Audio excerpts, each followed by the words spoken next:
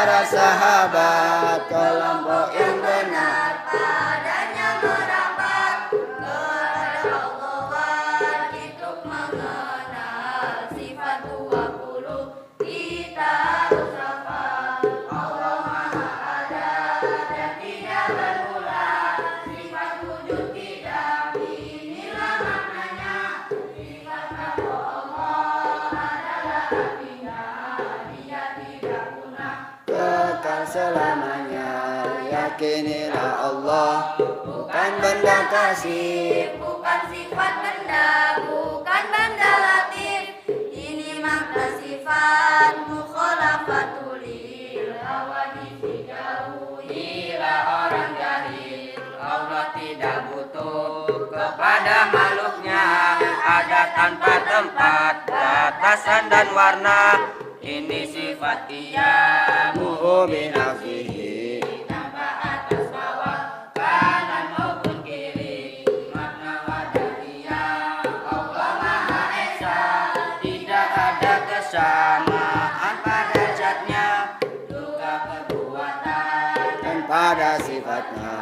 Makna zatnya adalah hakikatnya. Sifat kudro Allah, pahami maknanya.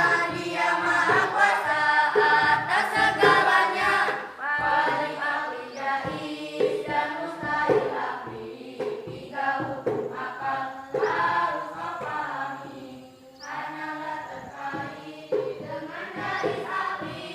Sifat kudro Allah engkau harus beri, makna dari sifat iroda Allah, dia berkehendak terhadap yang ada, baik buruk kufur maupun iman. Dengan irodanya jangan kau ragukan, sifat ilmu Allah mencakup yang 3 dari umur akal. Tetaplah waspada, dia tahu segala ciptaannya tanpa kecuali dan rinciannya. Makna sifat hayat, Allah Maha hidup tanpa tulang daging, tanpa makan minum. Sifat sama Allah artinya mendengar segala suara dari ciptaannya. Sifat basar Allah artinya melihat segala makhluknya tanpa alat-alat. Sifat kalam Allah bukanlah bahasa, bukan huruf-huruf dan bukan suara. Kitab suci Quran adalah kalamnya, kalam Allah 2 pengertiannya.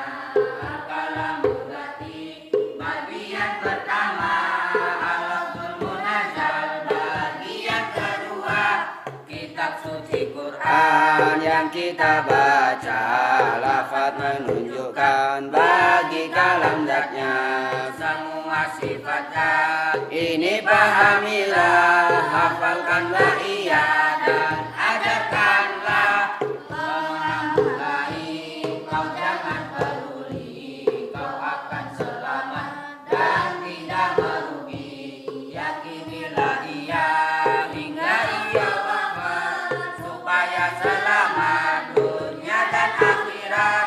Segala puji hanya milik Allah, salawat dan salam atas Rasulullah. Segala puji hanya milik Allah, salawat dan salam atas Rasulullah.